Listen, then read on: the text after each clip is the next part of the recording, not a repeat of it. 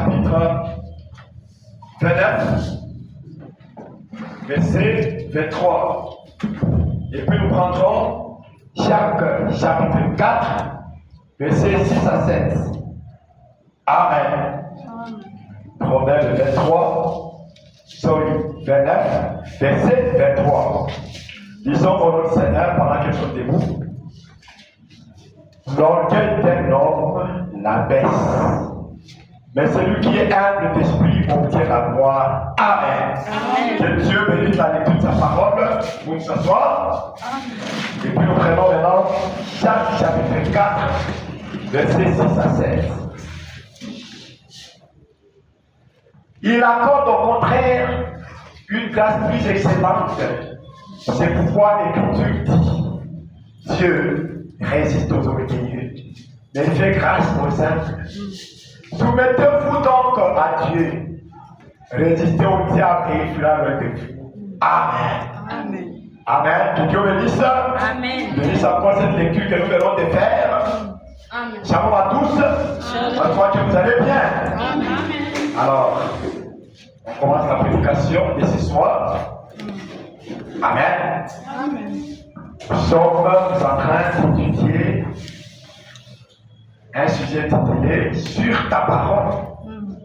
Et nous avons pris un sous-point intitulé Humilie-toi. Amen. C'est de ça que nous sommes en train de parler. Humilie-toi. Et nous avons compris que la puissance se trouve dans l'humilité. Amen. La puissance se trouve dans l'humilité. Il ne faut jamais oublier ça. C'est un élément très important. Amen. Amen. Et frère dit, si vous voulez aller quelque part avec Dieu, ne développez jamais Amen. un complexe contre quelqu'un. Et ne laissez jamais un esprit arrogant venir sur vous. Amen. Si vous voulez aller quelque part avec Dieu, si vous voulez que Dieu puisse vous utiliser, si vous voulez que Dieu puisse vous élever, Amen. Amen. Ne laissez jamais un esprit arrogant venir sur vous. Amen. Voilà ça. Voyez que ici, il est dit que il accorde au contraire une grâce plus excellente. Et c'est pourquoi l'Écriture dit: Dieu résiste aux orgueilleux, mais il fait grâce aux humbles. Amen. Amen. Amen. Et nous avons lu, là où frère Balaam dit que Dieu nous a donné toute sa puissance. Il dit: sa puissance est à nous. Et c'est à nous qu'il appartient de l'utiliser. Amen. Et nous avons compris que pour que nous puissions utiliser cette puissance, il faut que nous soyons simples. Amen. Sinon, cette puissance ne viendra jamais. Parce que Dieu résiste aux orgueils. Maintenant, il va envoyer sa puissance sur un orgueil comment? Voilà pourquoi, dès que seulement quelqu'un développe un esprit d'arrogance, Dieu le quitte. Amen. Amen. C'est ce que nous avons étudié lorsque nous avons parlé de l'agneau et la colombe. Nous avons compris que la colombe et l'agneau ont même nature. Et c'est pourquoi ils peuvent marcher ensemble. Il dit, si seulement un agneau quitte la nature de l'agneau et prend une autre nature, la colombe s'envole. Parce que la colombe n'a pas de pile. Amen. Amen. La colombe n'a pas de pile pour digérer les saletés. Amen. Amen. Alors pourquoi nous avions l'habitude de chanter: Soyons des agneaux, humbles, doux, patients. Amen. Laissons tous nos droits, portons notre croix. Vivre dans la foi, c'est mourir en soi. Voilà le secret. Amen. Amen. Mourir à l'orgueil, mourir à l'insouciance, mourir à la négligence, mourir à toutes ces que Dieu n'a pas créé. Parce que frère dit que tout ce que Dieu n'a pas créé, ça vient du diable. Amen. Amen. L'orgueil, Dieu n'a pas créé l'orgueil, c'est le diable qui l'a amené. Amen. Dieu est humble. Et la Bible dit, je suis humble et tout. Amen. Amen. Amen. Et plus tard, quand nous allons continuer dans cette étude ce soir même, je vais vous lire là où frère va indiquer. Ce qui faisait de Jésus Dieu, c'était l'humilité qu'il avait. Amen. Amen. Ouais, ça. Amen. Et nous avons compris que lorsque nous sommes dans la présence de Dieu, nous devons venir avec un esprit d'humilité. Amen. Et nous devons reconnaître notre petitesse. Amen. C'est que nous avons lu dans l'influence au paragraphe 168 à 173. Ok? Ça on l'a dit avant-hier. Maintenant, je vous ai promis de vous lire une autre citation où frère Wanda me dit que il aime vivre au milieu des personnes humbles. Amen. Hein? Il aime vivre au milieu des personnes qui sont humbles. Et il dit, je crois que c'est avec ce genre de personnes que je serai dans les âges sans fin, dans les âges éternels. Amen. Amen. C'est ce qu'il dit. Que j'aime vivre avec des personnes qui sont humbles. Et c'est avec ce genre de personnes que je serai dans les âges éternels. Amen. Comme je vous ai promis de vous lire ça, laissez-moi vous lire ça, et c'est par là que je commence, n'est-ce pas? Amen. Alors, j'ai dit, maintenant, donc, messieurs, nous voudrions voir Jésus du 24 juillet 1962 au paragraphe 3. Messieurs, nous voudrions voir Jésus prêcher à Paul à Bernardini, là c'est au Canada, 24 juillet 1962. Voilà, j'ai dit paragraphe 3 ici. Et bien, nous ne jugeons jamais les gens par l'importance de leur avoir. Vous comprenez? Amen. Nous ne jugeons jamais les gens par l'importance de leur avoir. Même s'il a tous les boutiques découpés, cela ne nous regarde pas. Nous ne jugeons pas s'il parle de ça. Amen. Amen. Même s'il a toutes les maisons ici à Calibre, cela ne nous dit rien. Amen. Regardez, nous ne jugeons jamais les gens par l'importance de leur avoir. Même s'il a des milliards de dollars, ça ne nous dit rien. Nous ne jugeons jamais sur base de tout ça. Vous comprenez? Amen. Ni par la dimension des maisons dans lesquelles ils vivent, ni par leur façon de s'habiller. Nous les jugeons par ce qui est dans leur cœur. Amen. Amen. Amen. Quelqu'un peut avoir de toutes les maisons de Galière et il est. N'est-ce pas ça? Amen.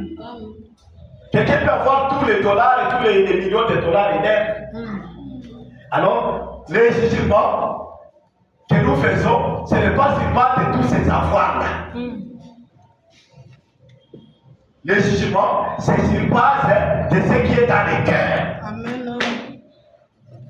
Ouais, ça. Il dit, c'est là que Dieu habite. Où? Dans le cœur. Amen. C'est là que Dieu habite. Dans le cœur. Amen. Et quand vous trouvez la simplicité, l'humilité, l'amabilité, c'est ce que nous aimons. Amen. Amen. Amen. La simplicité, l'humilité, l'amabilité. Quelqu'un qui est aimable. C'est ce que nous aimons. Amen. Il dit, nous aimons bien cela. Amen. Une fois, j'ai ma nouvelle naissance au milieu d'un petit groupe de gens comme celui-ci. Et je l'ai toujours estimé qu'ils étaient les gens les plus simples, les plus aimables. Et c'est avec eux que je vis sur terre. Des personnes humbles et des personnes aimables. Amen. C'est avec eux que je vis sur terre. Écoutez, et je crois que je vivrai avec eux dans la gloire, dans les âges sans fin qui viennent.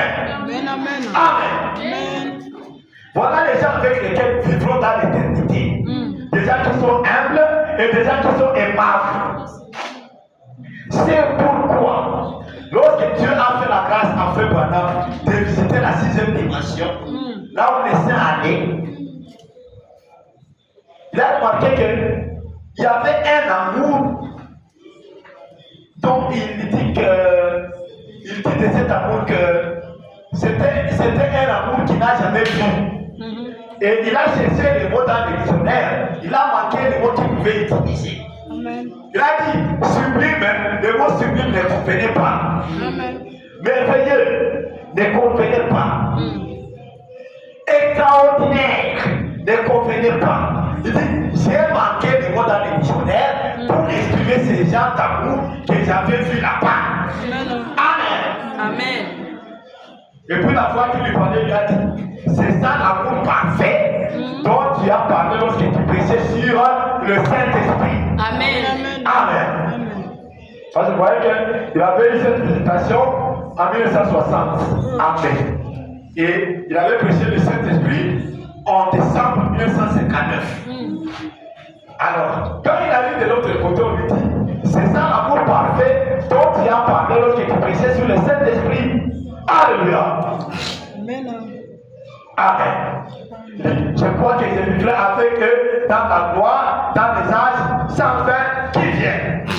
Amen. Amen. Voilà. Les gens, les personnes qui vivront avec Frère Branham. Alors, si vous voulez vivre avec Frère Branham, c'est que l'amour. Il aime les gens qui sont humbles et qui sont aimables. Amen.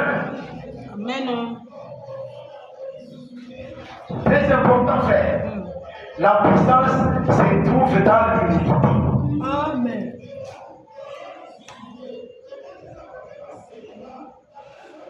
Amen. Amen. Alors,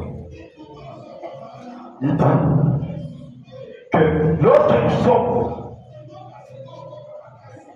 soit à cours de route, soit au travail, soit à l'église, partout où nous pouvons être, Frère a dit, il faut que les gens disent que si vous voulez voir des personnes qui sont humbles, des personnes qui sont aimables, allez à cet tabernacle là-bas. Amen. Amen. Amen. Le frère dit, souvent ces gens-là, ce sont des petits groupes. Maintenant, on va voir l'été. Amen. Amen. Ce sont des petits groupes, au point que beaucoup de gens l'église ces petits groupes. Le frère Barak dit, j'aime ces petits groupes parce que là, je vois qu'il y a l'amabilité, les gens sont aimables, humbles et tout. Amen. Ils s'aiment. Amen. Voilà pourquoi. Vous vous souvenez lorsque j'avais lu ici dans le militoire, je crois l'autre jour, il dit, lorsque l'église commence à grandir, vous sentez que ses vertus commencent à diminuer. Voilà pourquoi Frère Madame aime les petits groupes, parce que c'est là qu'il y a le mouvement de l'esprit. Amen. Amen. Et les gens, parce que quand on est un petit groupe, ça dit Dieu n'est pas là. Et parce que Dieu est dans les grandes églises. Et c'est comme ça que beaucoup de gens vont à la cathédrale. Parce qu'ils pensent que c'est là que Dieu est. Dieu est dans sa parole. Amen. Même si on la prêche sous un arbre. Amen. Dieu est là-bas. Amen. Amen. Amen. Et il ne regarde même pas le nombre. Dieu ne regarde pas le nombre. Dieu pèse les croyants. Amen. Amen. Amen. Quel est le poids de la parole en chacun? C'est ça que Dieu regarde. Dieu ne regarde jamais les bâtiments. Ce sont les hommes qui regardent les bâtiments. Même si nous pouvions être sous un arbre, comme l'autre fois on s'est venu, c'est dans la cour là-bas à Djibouti. Dieu était là parce qu'on prêchait la parole. Amen. Amen. Amen. Et c'est sa présence-là qui continue à nous faire monter. C'est sa présence-là qui continue à nous élever. Aussi longtemps que nous restons humbles devant lui, il continuera de nous élever. Amen. Amen.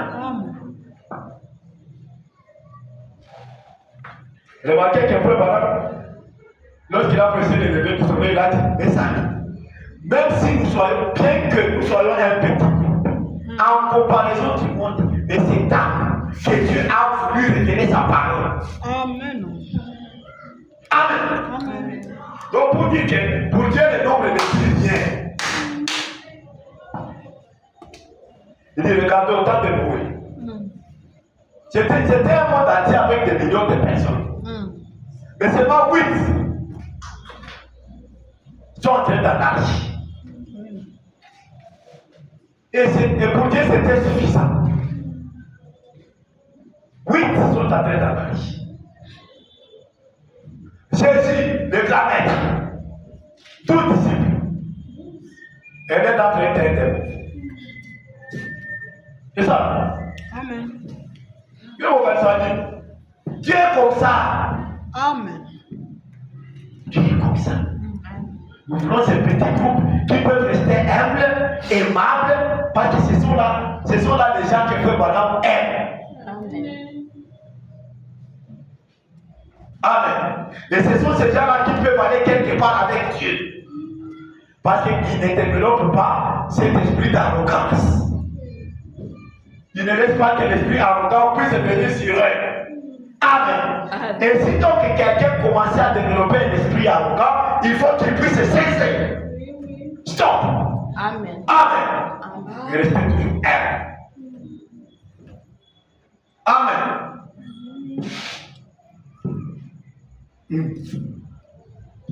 Alors, il faut que les gens qui nous voient puissent envie d'aller à mon tabernacle. Il faut qu'ils disent, si vous voulez voir des personnes qui s'aiment, des personnes qui sont humbles, des personnes parmi lesquelles il y a le mouvement de l'esprit, allez dans ce tabernacle là-bas. Amen.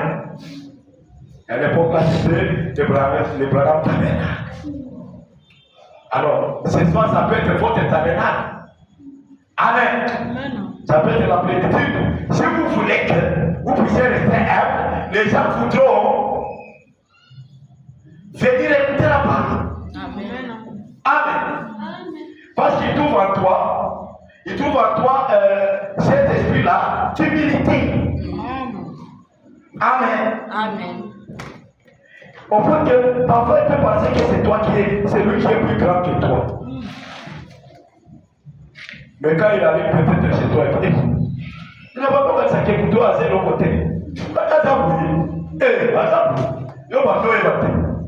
Parce qu'il y a la parole qui les supervise. Amen. Et c'est la parole qui les rend humbles. On peut penser que c'est toi les grands. Amen. Voilà pourquoi nous avons lu dans Matthieu 23 qu'il faut que celui qui est grand soit le serviteur de tous. Amen. Vous avez un niveau d'humilité en âme. Amen. Voyez ce niveau d'humilité. C'est que celui qui est grand soit le serviteur. Et c'est comme ça que Jésus qui était grand était le serviteur des autres. Amen. Frère Branham était un grand messager. Et nous avons dit depuis un homme jusqu'à ce jour. Il n'y a jamais eu un prophète comme lui. Mais il était très humble. Amen. Et c'est comme ça que nous voulons être. Amen. C'est comme ça que nous voulons être, frères et sœurs.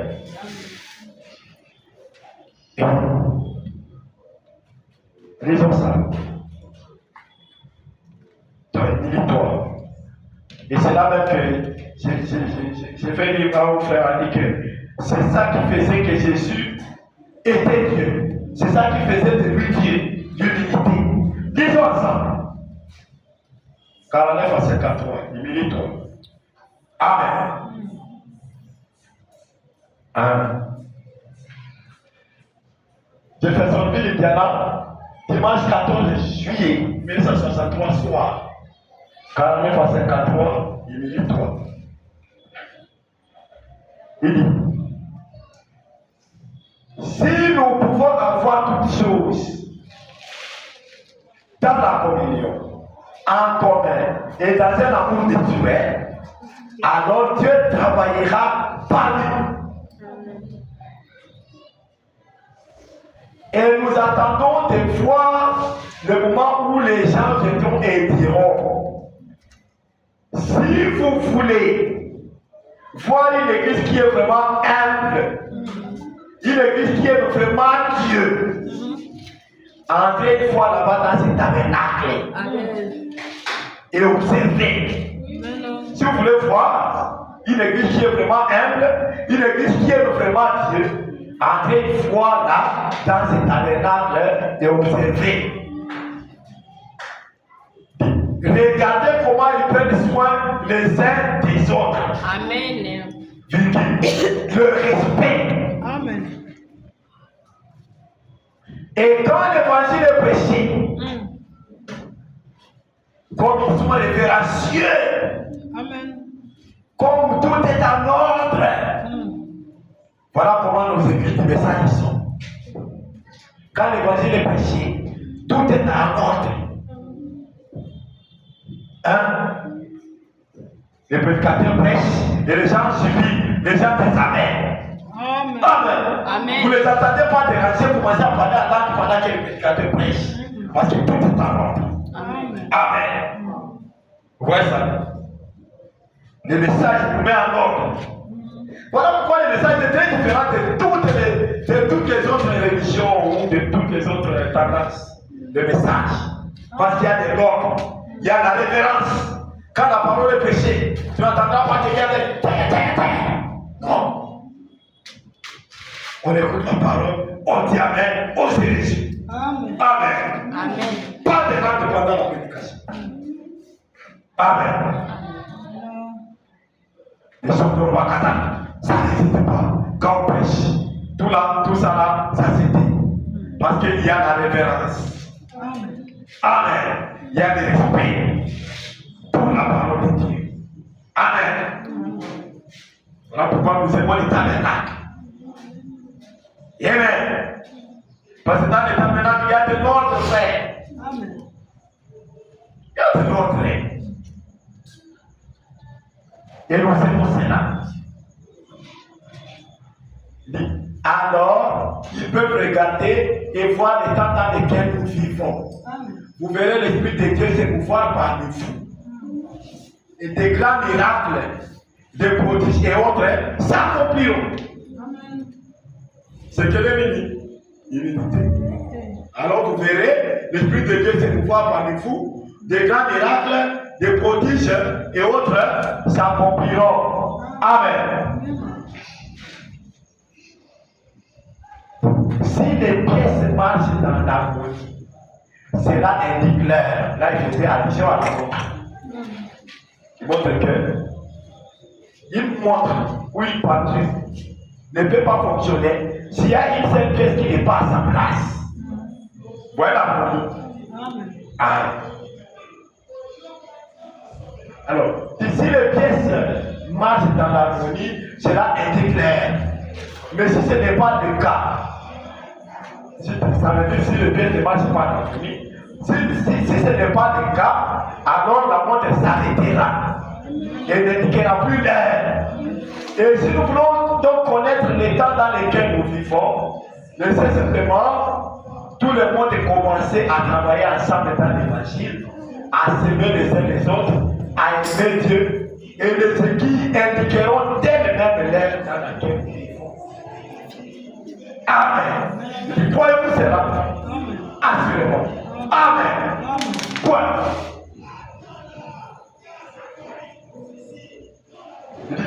Que le Seigneur vous bénisse très. Amen. Maintenant, n'oubliez pas, soyez là cette semaine. Et si vous connaissez des malades qui viennent, lorsqu'ils viendront, parlez-leur et dites-leur, bien-aimés, je vais vous demander quelque chose. Nous aurons la prière pour les malades du dimanche matin, là au tabernacle. Et vous êtes malade depuis quelque temps. Maintenant, je veux. Eh bien, je vais y aller. J'ai toujours désiré y aller. C'est ce que quelqu'un dirait. Eh bien, le dimanche soir, je venais d'entendre un message prêché par un frère là-bas, comme quoi nous devons confesser nos péchés les uns aux autres, prier les uns pour les autres, afin que nous soyons guéris. Jacques 5, 14. 13, 14, 15. Voyez, nous devons confesser nos péchés les uns aux autres avant même que nous venions pour la guérison. Oui, confessez vos fautes les uns aux autres et priez les uns pour les autres. Voyez, vous voyez, c'est exactement de cela qu'il parlait ce soir. Il conciliait les béatitudes avec Marc 16. Quand vous mettez cela ensemble, vous avez la chose. Alors la guérison s'épuise. La guérison s'épuise. Écoutez maintenant, 53, c'est là qu'il voulait arriver. Dit considérez Jésus.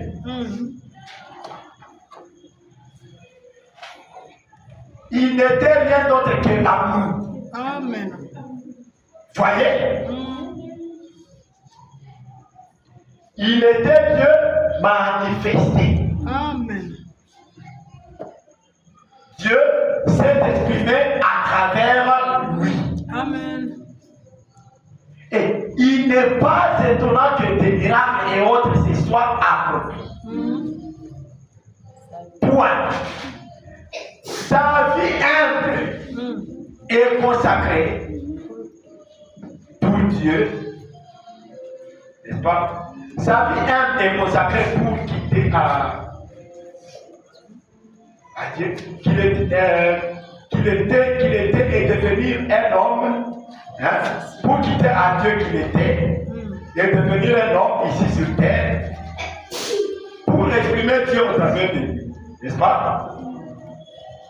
Sa vie humble, il était consacré pour quitter de Dieu qu'il était et devenir un homme ici sur terre pour exprimer Dieu au travers de lui-même. C'est ce qui a fait de lui ce qu'il était. Amen. Amen. Amen. Voici ce que j'ai toujours dit. Pour moi, ce qui faisait de Jésus Dieu, c'était la façon dont il s'est humilié. Amen. Amen. Amen. Pour Frère Branham, ce qui faisait de Jésus Dieu, c'était la façon dont il s'est humilié. Il était si grand et cependant il pouvait devenir si petit. Voyez, Amen. c'est vrai. Amen. Il dit, quel Seigneur béni c'est vraiment. Amen. Amen.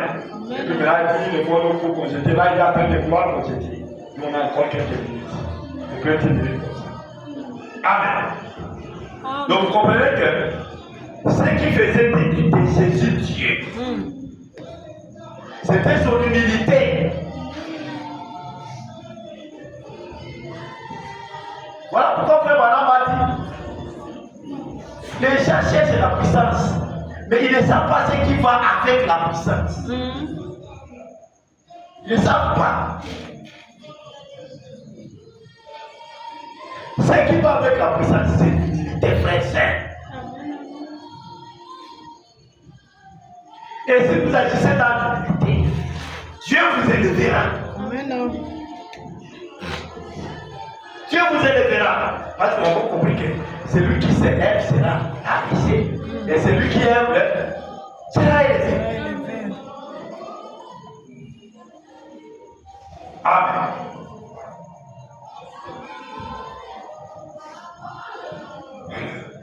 Je crois que ceci va vous aider beaucoup. Amen. Amen. Amen. L'humilité est très importante dans la vie. Je ne sais pas si vous comprenez à quel point l'humilité est tellement importante. Parce que c'est elle qui faisait de Jésus Dieu. C'est ça qui faisait de Jésus Dieu. Son humilité. Lui qui était grand, qui s'est rabaissé. Amen. Amen. Jusqu'à accepter que Marie Magdalene puisse la toucher. Une femme de mauvaise vie. Mais Dieu, dans la chair humaine, a accepté qu'elle puisse la toucher. Qu'il puisse la toucher. Ou plutôt qu'elle puisse le toucher. Voilà. Dieu, dans la chair humaine, a accepté qu'une prostituée puisse le toucher. Ça, c'est l'humilité, frère. Et c'est pour ça que les gens commencent à dire, c'est Messie. Vous dites qu'il est fils de Dieu. Parce qu'ils savent, les Juifs savent que fils de Dieu, c'est Dieu lui-même. Alors ils ont dit, mais c'est Messie ici, vous dites qu'il est fils de Dieu. Mais regarde cette femme qui est en train de le toucher comme ça au pied. S'il était l'homme de Dieu, il saurait la vie de cette femme et il la chasserait. Et Jésus dit, et dit, a dit, c'est bon, je suis venu chez toi. Mais regarde, tu ne m'as pas accueilli comme tu accueilles les autres. Mais cette femme, depuis qu'elle est venue, elle ne fait que venir ici avec. Je vous dis, à cause de ce qu'elle fait ici, tous ces nombreux péchés lui sont pardonnés. Amen. Donc, l'humilité apporte même des pardons des péchés, frères. Amen. Vous avez la note? Amen. Combien qui dit ça? Les gens disent ça peut maçon. Effectivement, si on trouve que tu es humble, tu as commis des fautes, que tu es humble, tu viens vraiment pardonne-moi, ainsi de suite. Hein? Mais on va te pardonner. L'humilité apporte même des pardons, frère.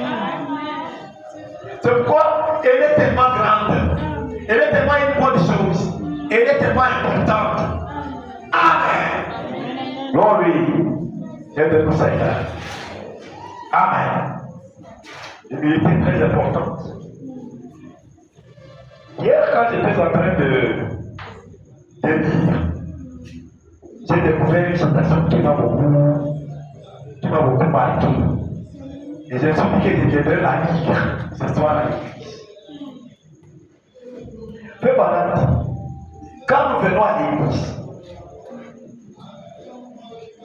nous devons, en venant, nous devons nous mettre ici à l'autel, confesser nos péchés. Quand nous entrons, priez pour les autres, priez pour ces requêtes, et puis pour entrer à votre place. Là, c'est quand vous venez à l'église. Mais lorsque vous venez en état, nous on a déjà commencé à chanter, ou bien on a déjà commencé à prêcher, vous ne pouvez plus venir ici. Voilà pourquoi Frère Branham insiste beaucoup sur l'état de la méditation. À ce moment-là, vous venez, vous prosternez devant Dieu et vous confessez vos torts, vous demandez, vous lui apportez vos requêtes et vous priez aussi pour les autres. C'est comme ça qu'on fait quand on entre à l'église. Et cela, c'est pendant la méditation. Mais si vous venez après la méditation, là, tu vas commencer à chanter. Tu ne feras plus ça, ça sera des désordres. Alors pour moi, il faut vraiment respecter les choses. Amen. Que Dieu nous rende humble à comprendre combien il est important de venir à l'église et de faire ce que Frère Branham vous demande. Laissez-moi lire ça. Amen. C'est juste un seul paragraphe. Paragraphe 7.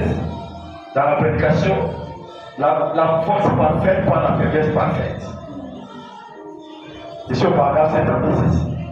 C'est une prédication du dimanche 19 novembre 1961, prêchée à Jeffersonville, Indiana, aux États-Unis. Donc, au Branham Tabernacle. Paragraphe 7. Eh bien, l'autel est le lieu de prière. Chaque personne qui arrive à l'église devrait d'abord aller s'agenouiller à l'autel. Prier Dieu en silence et présenter sa requête. dans la prière. Hein? Et prier pour ses bien-aimés. Et remercier Dieu pour ses bienfaits à son endroit. Puis retourner à sa place. Ils sont en train de prêcher l'unité. Faisons ce genre de choses. Soyons comme ça. Venons à l'église avant. Faisons ce que Frère Branham nous demande ici. Donc, chaque personne qui arrive à l'église devrait d'abord aller s'agenouiller à l'autel, prier Dieu en silence et présenter sa requête dans la prière. Quand nous venons à l'église, nous avons nos requêtes. Alors, vous présentez ça à l'autel. C'est ça ce que Frère Branham nous dit. Et voilà si Dieu ne va pas bénir ça. Parce que Dieu agit dans l'humilité. Mais ce sont ces genres de choses que nous ignorons. Et même quand nous les connaissons, nous négligeons. Nous négligeons. Nous négligeons. Et avec cette négligence, c'est possible que Dieu puisse nous aider. Alors que Dieu nous aide à nous réveiller et à développer cette unité. Pour que Dieu puisse nous élever. Ne n'oubliez jamais, la puissance se cache dans l'unité. Amen. Vous voyez que l'Esprit de Dieu insiste là-bas.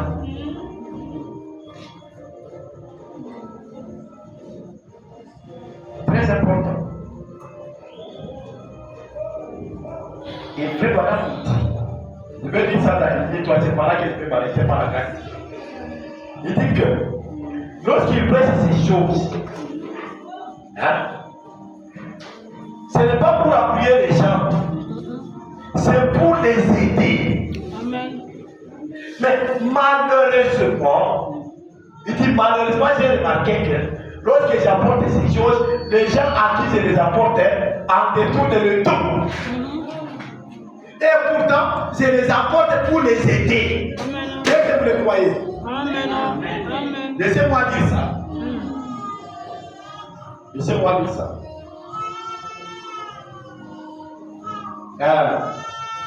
Dans une minute, pour terminer, moi c'est les. Oui, on doit arrêter. Dans 5 minutes, pardonnez-moi. J'ai dit juste ça, et puis on arrête, on va continuer les dimanches. Paragraphe 9 à 10, minutes, je vous ai dit que c'est du 14 juillet 63 soir. À Jeffersonville, Indiana.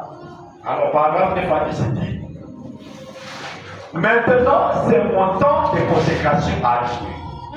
Le temps de Dieu pour me parler. Et il faut que je connaisse un petit changement dans ma propre vie. Il dit ce n'est pas comme je me le dis que je suis méchant, mais je désire me sentir un peu plus proche des gens. Amen. Je veux me sentir un peu plus proche des gens. Vous voyez, les gens à qui j'ai essayé de prêcher cette vérité de l'évangile, ils y tournent le dos, s'en éloignent et s'en moquent. Amen. Ça le problème.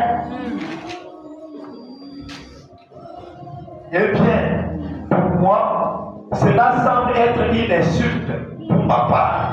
Je ne m'en soucie pas. Mais pour ce qui est des choses que j'ai dites comme étant la vérité, essayant de les aider, c'est comme démarrer un bateau en disant, par ici, voici le bateau, traversez, par ici, sortez de la rivière, en crue, vous allez mourir.